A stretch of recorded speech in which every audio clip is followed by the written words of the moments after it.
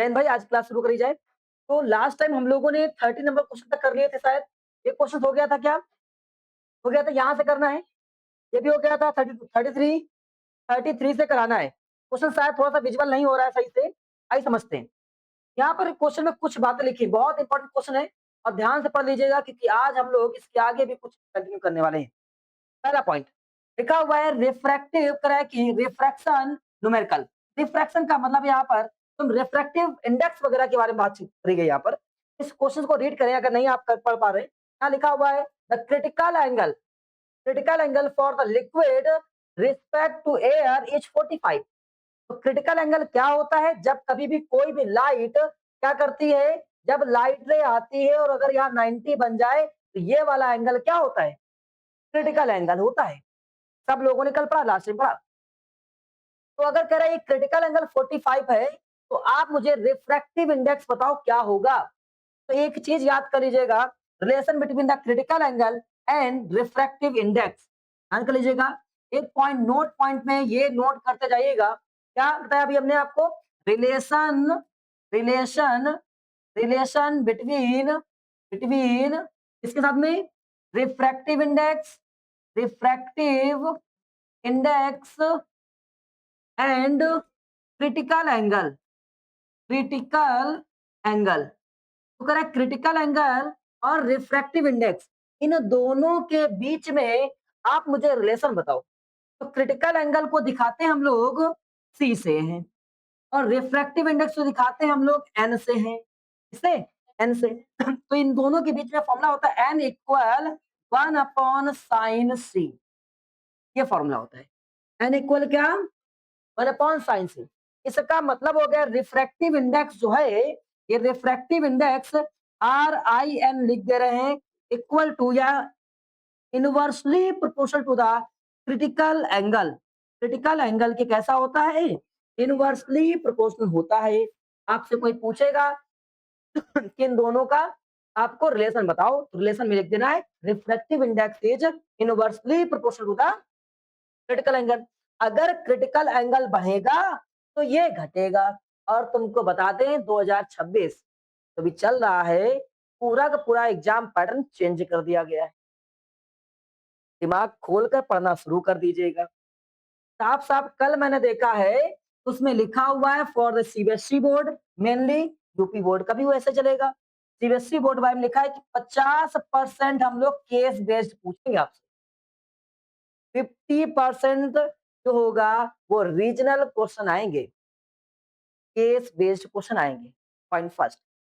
30% जो होगा वो आपका आएगा numerical, 50 regional case based statement वाले और 30% न्यूमेरिकल, 20% केवल डेफाइंस आएंगी। तो डेफिनेशन या डिफाइंस आप लोग रट्टा मार के बैठ गए हो तो थोड़ा सा ध्यान में रखते रहना कि ये केवल 20% ही आएंगी। इस 20% के चक्कर में कहीं तुम ये ना खो दो, ये कहाँ है? नोट्स में कहीं लिखा नहीं है। हाँ, फिर समझना पड़ेगा मुझे कैसे। जैसे अभी हमने बताया कि अगर refractive index critical angle plus होगा तो रिफ्रैक्टिव इंडेक्स माइनस होगा। दिस इज द दिस आपसे बोलेगा क्या? कह देगा कि भाई अगर किसी एक लाइट रे का, जैसे भी बोला उसने, किसी एक लिक्विड में क्रिटिकल एंगल 45 है। हाँ समझिए क्वेश्चन कैसे पूछेगा कि किसी एक लिक्विड में अगर क्रिटिकल एंगल 45 है और दूसरे लिक्विड में, ये पहला लिक्विड था, और अगर बिल्कुल सेम क्या नाम है लाइट रे को डाला जाए दूसरे लिक्विड में, दूसरे मीडियम में, अगर उसका क्रिटिकल एंगल 60 है, क्रिटिकल एंगल 60 है, तो अब आप मुझे बताओ किसका रिफ्रैक्टिव इंडेक्स ज्यादा है, ये बताना पड़ेगा। एमसीक्यू में आ जाए किसका क्रिटिकल एंगल वो रिफ्रैक्टिव इंडेक्स ज्यादा है, ऑप्शन मतलब ये सही है या ये सही है या ये सही है या इनमें से कोई नहीं। तो पहला तो नहीं होगा ये वाला, खत्म। अब देखना जिसका एंगल कम उसका रिफ्रैक्टिव इंडेक्स, तो रिफ्रैक्टिव इंडेक्स एंगल किसका कम? पहले वाले का।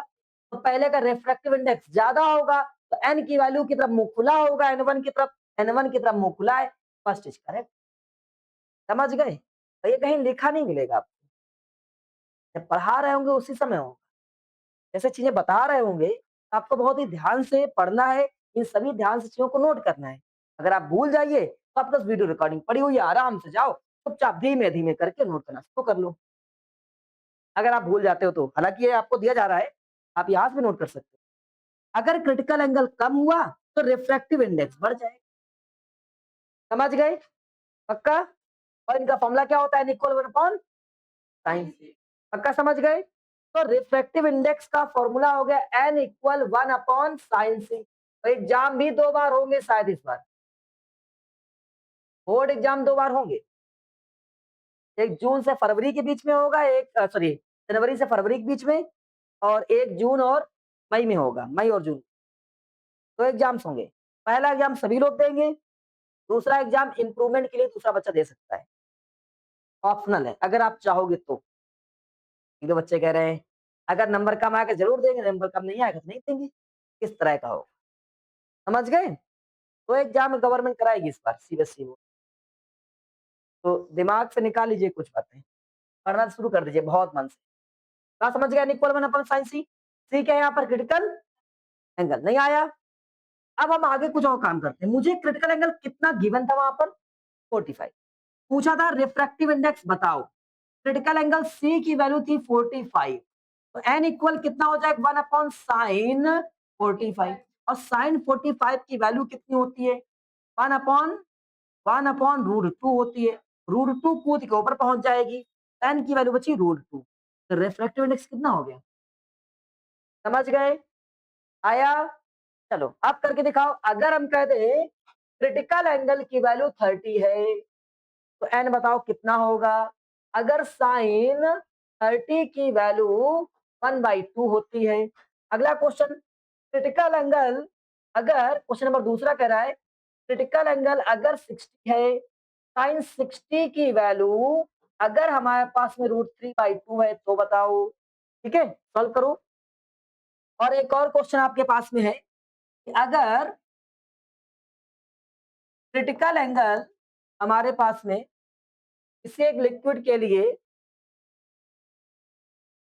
रूट नहीं रिफ्रैक्टिव इंडेक्स, अगर रिफ्रैक्टिव इंडेक्स हमारे पास में √2 है तो क्रिटिकल एंगल बताओ।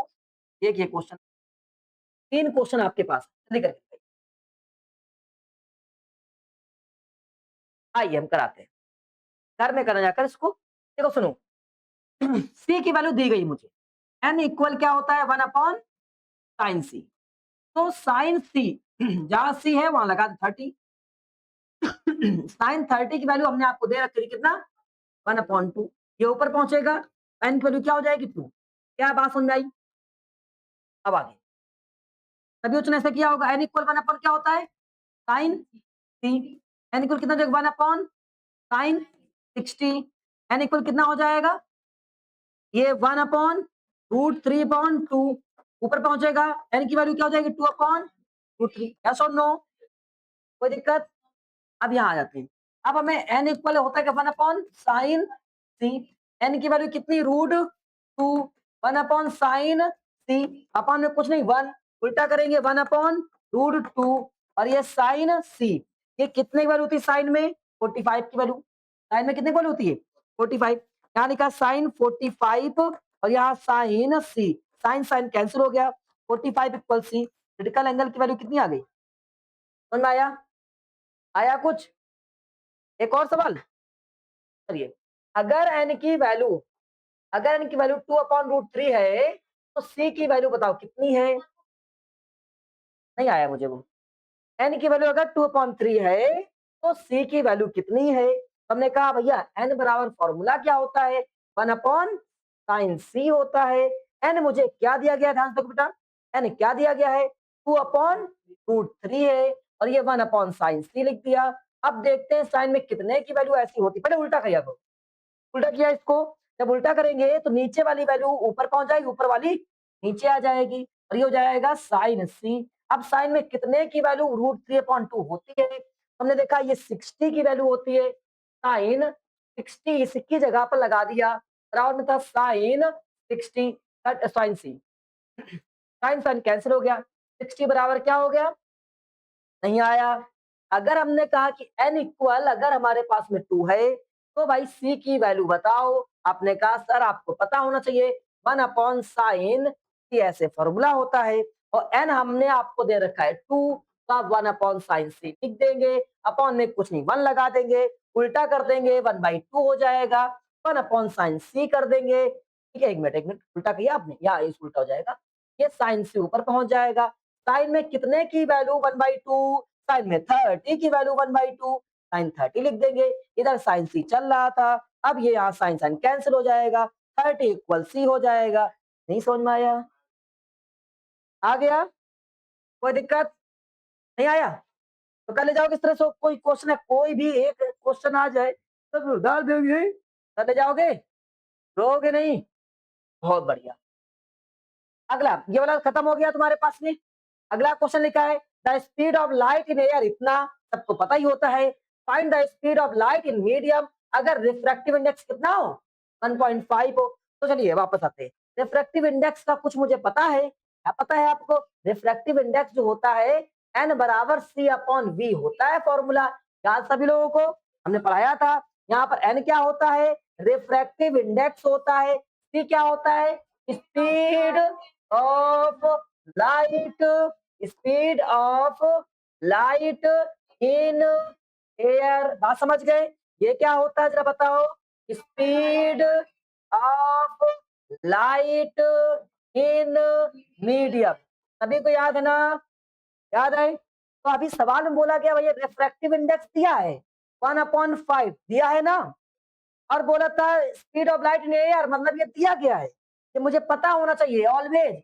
इसकी वैल्यू होती है 3 इंटू 10 की पावर 8 मीटर पर सेकेंड होती है ना। तो इसका सी के जगह पर 3 इंटू 10 की पावर 8 मीटर पर सेकेंड लगा दिया, और फिर बचा वी तुमको पता करना है। आया इतना? क्रॉस मल्टीप्लाई करेंगे, यस और नो? करेंगे? करेंगे क्रॉस मल्टीप्लाई? तो मैंने क्रॉस मल्टीप्लाई कर दिया, जब क्रॉस मल्टीप्लाई किया तो v उधर पहुंच गया, 1.5 इधर आ गया, तो 3 इंटू 10 की पावर 8 अपॉन में क्या हो जाएगा 1.5, इसी में हटाएंगे ऊपर जीरो बढ़ाएंगे, v इक्वल कितना हो जाएगा 30 10 की पावर 8 अपॉन 15, यस और नो?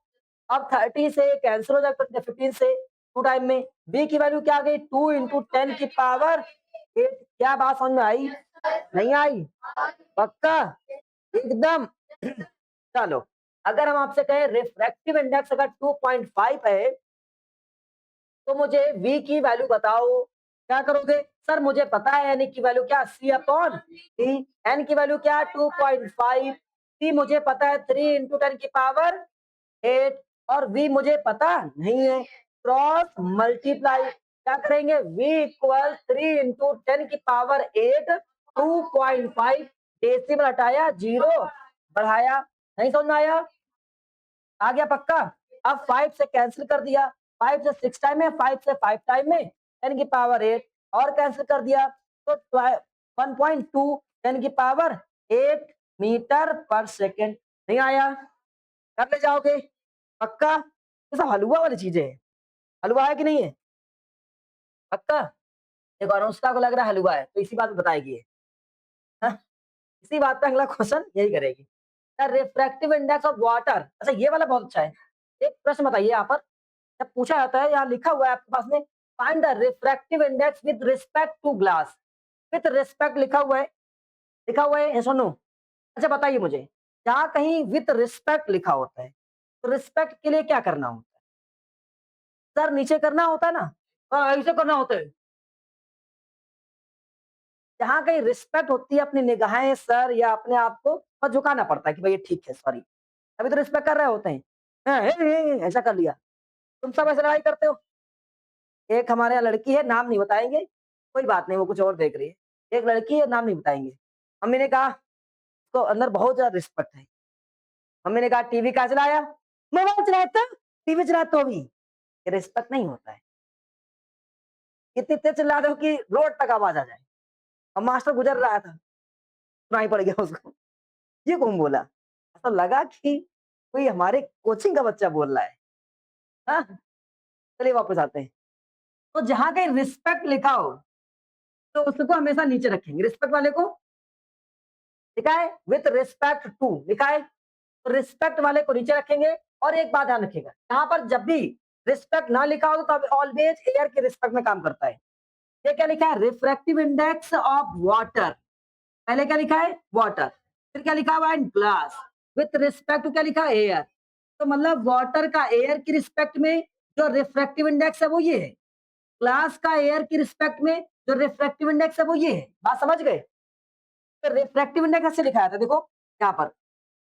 यहाँ जो लिखा जाएगा, जो पीछे होगा वो ऊपर लिखा जाएगा, जो आगे होगा वो नीचे लिखा जाएगा। यहाँ ऐसे एयर टू ग्लास, ऐसे वाटर, ये समझ गए? तो इसका मतलब है refractive index of water with respect to air. बात समझ गए?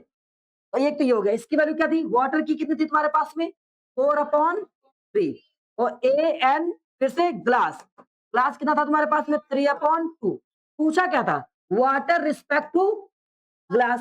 तेरा ग्लास और ये रहा वाटर, तो वाटर वाला ऊपर हो जाएगा, रिस्पेक्ट वाला ऑलवेज नीचे, ऊपर पहुंच जाएगा। तो क्या हो जाएगा? A N W upon A N G. Sir ऐसे नहीं याद रहेगा हमको, कोई बात नहीं। ये देखो लिखा है हमारे पास में ई एन डब्ल्यू। आप एक काम करिए, जो नीचे लिखा है इसको ऊपर पहुंचा दीजिए। एन डब्ल्यू अपॉन में क्या हो जाएगा? ये एन जी। तब भी कोई दिक्कत, समझ गए? एन डब्ल्यू की वैल्यू हमारे पास कितनी? डब्ल्यू वाला गिलास वाटर क्या लिखा है? 4/3। ये 3/2, ये नीचे आएगा, ये ऊपर पहुंचेगा, तो क्या बनेगा? 4 × 2 और ये कितना हो जाएगा? 3 × 3। आंसर आ गया 8/9। बात समझ में आई? याद कर लो, बहुत बस क्वेश्चन यही बिल्कुल सेम क्वेश्चन आता है एग्जाम में। समझ गए? कोई दिक्कत किसी को? अब आगे बढ़ जाते हैं। आज ये खत्म हो गया, कल प्रैक्टिस कराई जाएगी एनसीईआरटी से। यहाँ पर क्या लिखा है तुम्हारे पास में? Speed of light in vacuum इतना। स्पीड ऑफ लाइट वैक्यूम में कितनी? इतनी है। स्पीड ऑफ डायमंड में स्पीड बताओ। तो डायमंड का रिफ्रैक्टिव इंडेक्स आपको याद करना पड़ेगा। कल हम आपको बहुत सारे रिफ्रैक्टिव इंडेक्स लिख कर दे देंगे, ठीक है? डायमंड कह रहा है कि अगर वैक्यूम में लाइट इतनी तेज भागती है, तो डायमंड के अंदर लाइट कितनी तेज भागेगी, ये पूछ रहा है। तो मुझे पता है एन इक्वल क्या होता है? सी फॉर्मूला होता है C/V। एन तुम्हारे पास डायमंड का क्या होता है? 2.42 याद कर लो। डायमंड के लिए 2.42 कल याद कराएंगे, परेशान ना हो। सी कितना रहता है? 3 × 10⁸ और वी हमारे पास पता नहीं है, क्रॉस मल्टीप्लाई। चलो मेरे भाई, वी इक्वल कितना हो जाएगा? 3 × 10⁸ और ये नीचे आएगा 2.42। डेसिमल हटाओ, जीरो बढ़ाओ, 10⁸ और 242। मेरे हिसाब से कैंसिल करोगे 1 पॉइंट और 42 बचेगा, 58 58 500 500 मतलब कितना? 48 1.25 समथिंग कुछ आ जाएगा। ऐसा अबाउट में लिख दे रहे हैं, ठीक है? मीटर पर सेकंड कर ले जाओगे, कोई दिक्कत? ये पूरा कंप्लीट हो गया है। कल रिवीजन होगा एनसीईआरटी से, फुल रिकैप क्लास रहेगी। जाओ जैन, कल मिलते हैं भाई।